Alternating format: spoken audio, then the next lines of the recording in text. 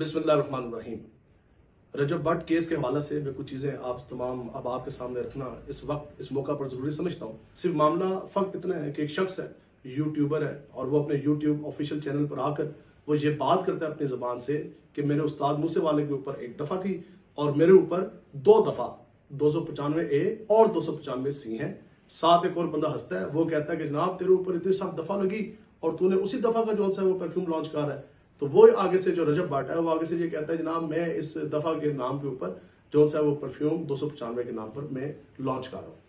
तो बस सवाल इसका सिर्फ इतना है कि ये जो तुमने बोला है ये क्या है और ये जो सब कुछ किया ये क्यों है। तो ये तो सवाल गंदम जवाब चना वाली बात है। नहीं जी, मेरा तो फिर जान का कुर्बान है, मेरा तो माल कुर्बान है, मैं तो ऐसा हूँ वैसा हूँ। सवाल सिर्फ और सिर्फ ये है जो बोले और जो ये सब कुछ तमाशा लगाया ये क्या था और ये क्यों था।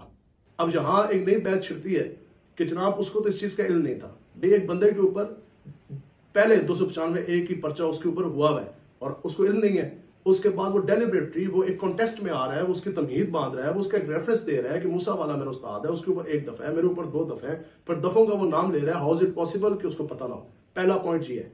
अब दूसरी चीज बहस जो छिड़ती है नेट के ऊपर वो भी कमाल है। लोग कहते हैं जनाब आप उसको माफ कर दें।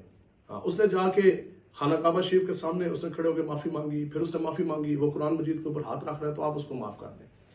तो यहां मैं एक चीज आपको बताना चाहता हूं कि आज से 10 साल पहले APS स्कूल पेशावर के अंदर 140+ बच्चों को दहशतगर्दों ने शहीद किया बड़ी बेदर्दी के साथ। अब बाहर वो आते हैं शहीद कर जाने के बाद, क्लैशिंकोव जो वेपन है उसको जमीन पर रखते हैं, कुरान मजीद के ऊपर हाथ रखते हैं और यार हमने ये कर दिया, हमसे गलती होगी, हमको माफ कर दिया जाए। तो क्या आप उनको माफ कर देंगे? बिल्कुल इसी तरह एक बंदा वो बम ब्लास्ट करता है, टाइम बम, और वो हजारों लोग जो उसमें शहीद हो जाते हैं बेगुनाह बेचारे, और वो बंदा बाद में आके कहता है मैं तौबा करता हूं और मुझे जो है वो आप माफ कर दें। तो क्या उसको माफी दे दी जाएगी?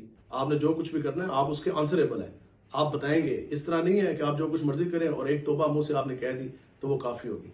अब आगे अगली चीज पर आप आए कि जो परफ्यूम लॉन्च हुआ, आपने ये सोचा है कि उसके आफ्टर इफेक्ट्स क्या होने थे और ये आग कौन सी लगनी थी मुल्क पाकिस्तान में? खुद तो मसूफ ने भाग जाना था कई बार, तो जो आग आप पीछे लगा के जा रहे हैं आपको तो अंदाज ही नहीं। वो आग तो कोई मुल्क पाकिस्तान का इदारा भी नहीं बुझा सकता।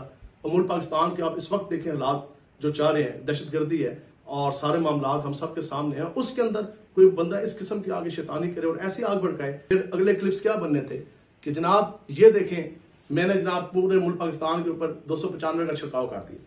फिर तो इसी तरह ही होना था कि एक शख्स है उसने यूं करके वो परफ्यूम जो उनसे उठाना था और उसने कहना था ए देखो जी ए मैं ला रहा हूं जी 295। उसने दूसरे बंदे के ऊपर आना था, इधर आओ भाई मैं आपके ऊपर लगाऊं 295। एक बंदे ने वॉशरूम में खड़ा होना था, वो क्लिप देता, वो कहता जी ये देखें। एक बंदे ने ऑफिस में जाना था, वो आगे से ये कहता है जनाब ये देखें मैंने ये पूरे ऑफिस के ऊपर 295 लगा दी। हाँ, ये 295 छिड़काव हो गया। 10 भी तेने 295 लाई है, तेरे मजा आया कि नहीं आया? ये तो यहां तक बात जानी थी। अब मुझे बताओ ये जो आग तुमने लगा के जाना था बाहर, जिन लोगों ने ये क्लिप देने थे, ठीक है, और कोई बंदा वो अगर अंडर आर्म्स नीचे वो परफ्यूम का छिड़काव करता है और वो आगे से ये कहता कि जनाब ये देखें ये मैं इस परफ्यूम का स्प्रे कर रहा हूं, मैं आगे नाम नहीं लेता, और जो आग तुमने ये लगा के लेके जानी थी मुल्क पाकिस्तान में भागना था तुमने बाद में, ये आग तो कोई इदारे नहीं बुझा सकता।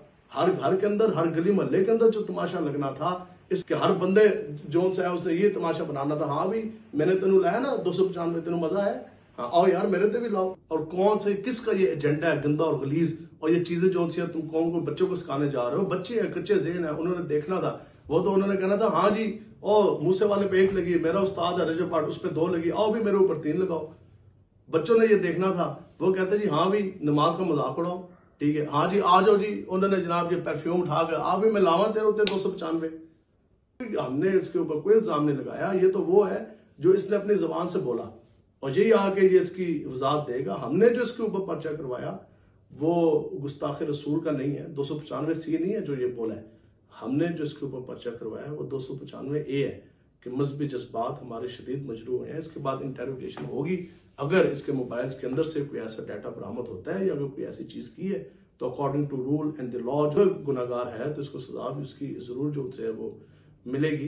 तो इसके मोबाइल्स, इसकी CDRs, इसकी फोन कॉल रिकॉर्डिंग्स, वो सारी चीजें देखी जाए और फिर देखा जाए कि किस किस शख्स से इसकी बात हुई, किसने इसको आइडिया दिया और इसके ऊपर क्या डिस्कशन हुई। तो वह सारी चीजें जो उनसे वो सामने आ जाएंगी, ठीक है। कई लोग हैं, मीडिया पर्सन्स हैं, एंकर्स हैं और सोशल मीडिया एक्टिविटिस्ट हैं और वीलॉगर्स हैं। भाई इसी को इतनी अंत आई है कि तुम ही एक हो कि जिसने ये गद्दर मचाया मुल्क पाकिस्तान में, फिर करके तुम रातों रात भाग गए तुम बाहर। मुफ्तियान कराम जिनके ऊपर कौम का एतमाद है, तो उनकी खिदमत के अंदर ये सारा केस रखा जाए, उनसे भी राय ली जाए, और जो भी वो फैसला फरमाएंगे हम सबको भी नो डाउट वो कबूल होगा। तो इस पे मेन जो ऑब्जेक्शन है वो जो इसने बोला 295 सी मेरे ऊपर लगी है, और फिर ये सारा कुछ ये लॉन्च करना और ये सारा कुछ करना